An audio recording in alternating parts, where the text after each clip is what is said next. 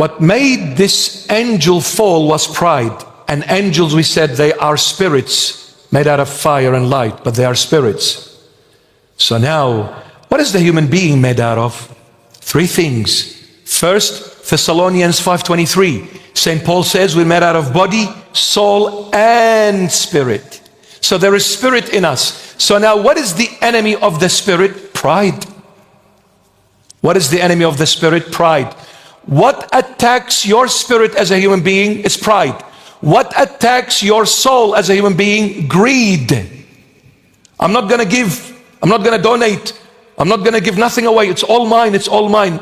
Greed is the enemy to your soul. And what is the enemy to your body? Lust.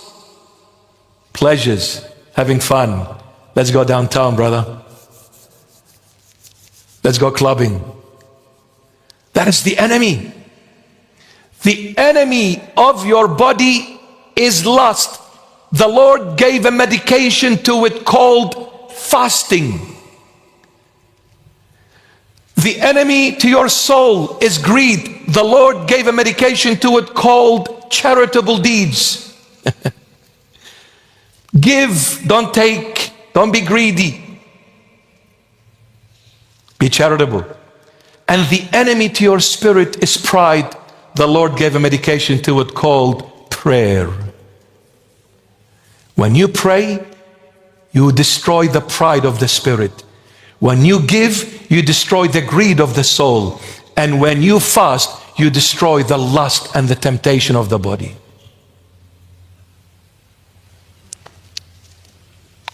Now,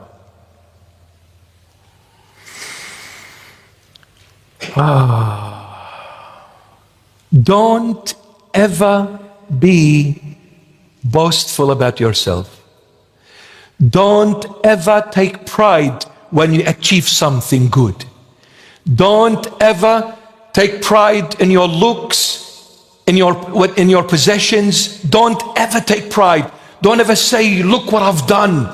Look what I've achieved. Look at me. Look what I have. Don't ever do that, because the moment you do that, Satan is controlling you. The spirit is in deep trouble. The spirit is in deep trouble. But the problem, when the spirit is in deep trouble, then you are lacking wisdom. I don't have the time. You are lacking wisdom. And the moment you lack wisdom, you will not be able to discern what is right and what is wrong, what is good and what is evil, what is light and what is darkness, what is truth and what is lies. You won't be able.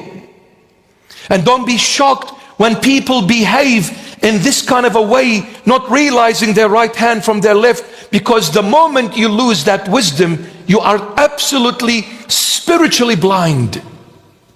Spiritually blind. You won't see your way.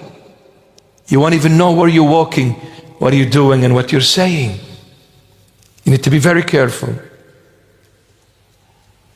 So when Jacob came wrestling with this angel who is Jesus Christ of Nazareth, and he said, you need to bless me. And he said, walk away. He said, you need to bless me. He said, you better walk away. He said, you need to bless me. He said, you better walk away. You're not up to it.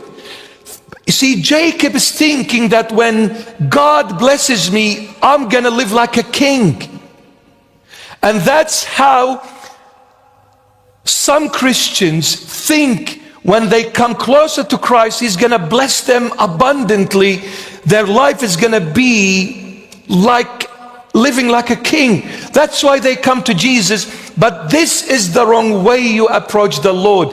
You don't come to the Lord so He can heal your physical illness. You don't come to the Lord so He can make you rich and get you out of poorness. You don't come to the Lord so He can make you strong and take you out of weakness. You don't come to the Lord to bless you earthly, physically, materialistically. You come to the Lord because the Lord will bless you spiritually before anything else.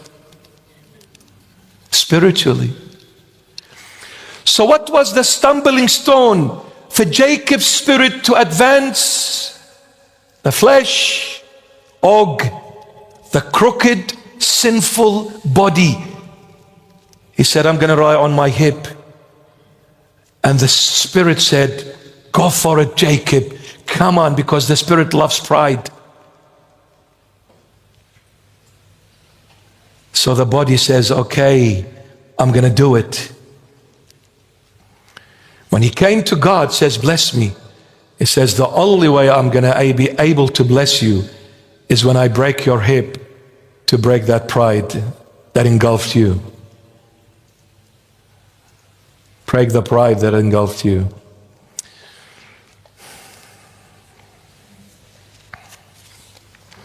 What kind of a wrestling match was it between Jacob and the angel, who was Jesus Christ, who was God? What kind of a wrestling match was it? We'll continue next week.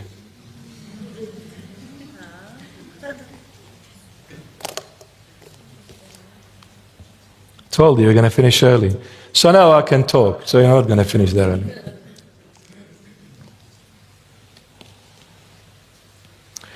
The spiritual struggle between Rachel and Leah. The spiritual struggle between Rachel and Leah. Rachel, the world. Leah, eternal life. Rachel is this world. Don't we all chase this world?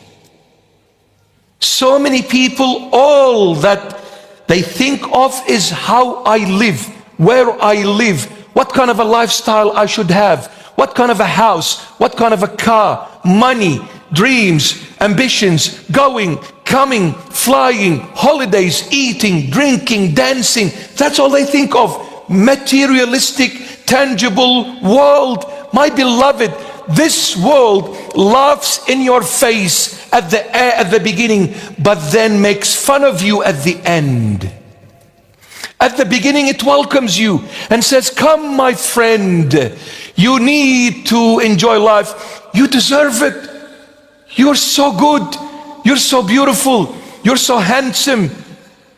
Don't ever listen to no one else but yourself. And this is the 21st century that we live in. The 21st century world says to you, all you need to care of and think of is you, no one else. Think about yourself. Live for yourself. And this is where psychology fails.